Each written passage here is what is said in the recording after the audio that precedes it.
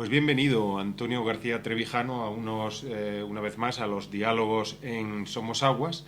Es el tercer programa y esta vez va a estar dedicado a una cuestión que han suscitado algunos medios de comunicación, concretamente el diario El País, pero lo ha hecho a raíz de la manifestación del 25 de septiembre, el 25S, ocupa el Congreso, y todas las reacciones que ha provocado sobre si la mayoría de los ciudadanos estaban o no con los manifestantes. Para algunos, para el gobierno, la mayoría, obviamente, es un dato numérico, no se manifestó. Para otros, sin embargo, había una simpatía oculta de aquellos que no se atrevieron a ir al Congreso, entre otras cosas porque se repartieron muchos palos, ¿no? Pero bueno, ¿cómo interpretar a esa mayoría silenciosa que ya en el franquismo también existía y se utilizaba por unos y por otros? ¿Cómo la interpreta usted, don Antonio? Todos los gobiernos totalitarios, todas las tiranías, incluso en los sistemas representativos como el de Estados Unidos, incluso, aunque raramente, se ha analizado el fenómeno de lo que se conoce con el nombre de mayoría silenciosa. Se recuerda, por lo más conocido, más reciente, es la mayoría silenciosa a la que invocaba Nixon para justificar contra las protestas por la guerra de Vietnam, pensando que la mayoría silenciosa apoyaba la guerra y que eran unas minorías insignificantes que se oponían a ella. El concepto de mayoría silenciosa es muy viejo, arranca en los padres de la patria americana, en el Federalista. Ya hay análisis muy profundos sobre la mayoría silenciosa, por parte de Madison, por parte de Hay, que recuerdo bien un artículo de Hay en el Federalista, donde se expresa dos conceptos. Uno, que puede haber mayorías tiránicas.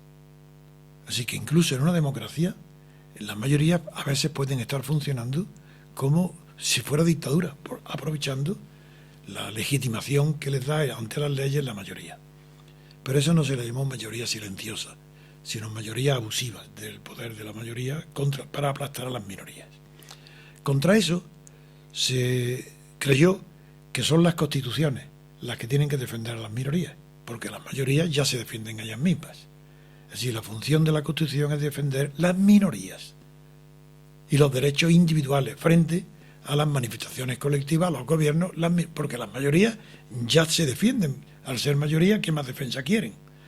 Entonces, que un gobierno se apoye en el concepto de mayoría silenciosa para desacreditar, deslegitimar o ridiculizar ante la opinión pública la existencia de manifestantes que en números considerables de miles de ciudadanos, que era una gran ciudad, aunque no tengan relación alguna con la cifra absoluta de habitantes o de mayores de edad, sin embargo una manifestación de 40 o 50.000 personas es un hecho significativo en cualquier país del mundo, en Estados Unidos, en Nueva York, en Londres. Eso es una barbaridad, una nutrida representación. Si esas minorías defienden algo que la mayoría aplasta, la Constitución tiene el deber de defender a las minorías, no para concederles lo que ellas piden, sino para protegerlas contra los abusos de la mayoría, que es normalmente los gobiernos.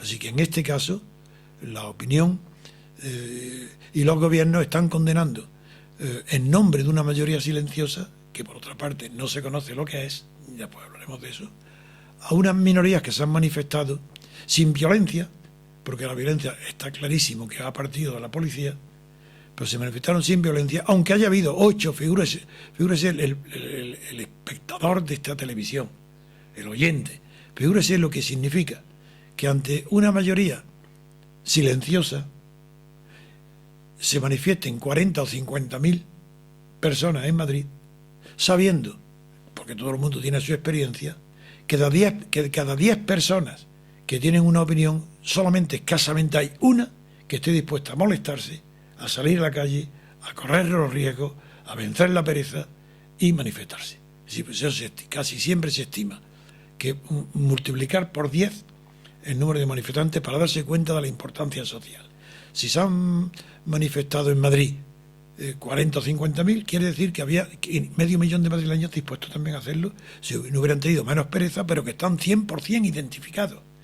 Y las encuestas de opinión posteriores que son muy poco fiables porque las respuestas dependen de las preguntas que se hagan, y todos los encuestadores son conservadores y partidarios del gobierno, son empresas de los medios de comunicación y no dicen la verdad porque están condicionando las respuestas. Sin embargo, a los medios de comunicación están reproduciendo estos días encuestas que admiten que la gran mayoría estaba de acuerdo con las reivindicaciones de los manifestantes. No en el sentido de rodear el Congreso, pero sí en el sentido de que no los representan, de que no hay democracia. En eso está de acuerdo. El desprecio que siente hacia la clase política no está manifestado por unas minorías que se manifiestan ante el Congreso, ante esa clase política, esté o no esté en el Congreso. Es el símbolo ante el cual se manifiestan. Está en las encuestas verdaderas que reflejan el grado de satisfacción o insatisfacción que tiene la población respecto de determinadas instituciones, bien sea iglesia, ejército, partido. Bien, la clase política es el último. Es decir, que el desprecio hacia la clase política es del 80, el 90% de la población.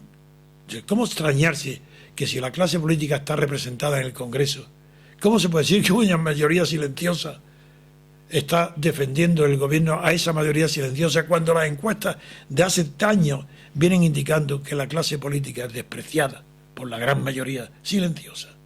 Es absurdo. ¿Por qué? Porque es mentira.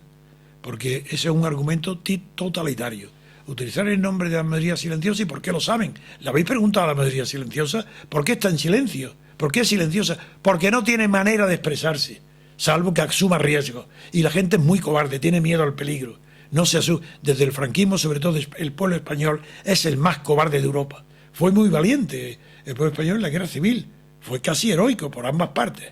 Pero después de la guerra, la propaganda del miedo antifranquista, hecha por los abuelos y los padres de las generaciones anteriores, ha causado tal fruto que hoy el pueblo español es un pueblo cobarde, envilecido por la cobardía.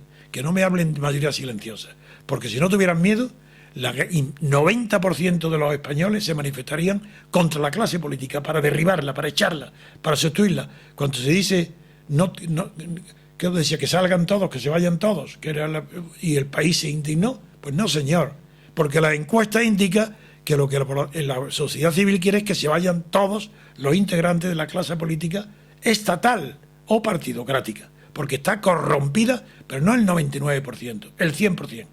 Porque habrá individuos que no estén corrompidos, pero esos más bien son idiotas, son tontos, porque no se aprovechan de una situación que pueden. Ellos quieren ser sus conciencias tranquilas. Bueno, muy bien, de acuerdo, tienen su conciencia tranquila, pero su cabeza es de idiota. Pues muchas gracias, don Antonio García Trevijano, por esta reflexión de este nuevo episodio de los diálogos en Somosaguas, que hemos tenido el placer de disfrutar con él. Damos las gracias a nuestros espectadores y les emplazamos para el programa de mañana.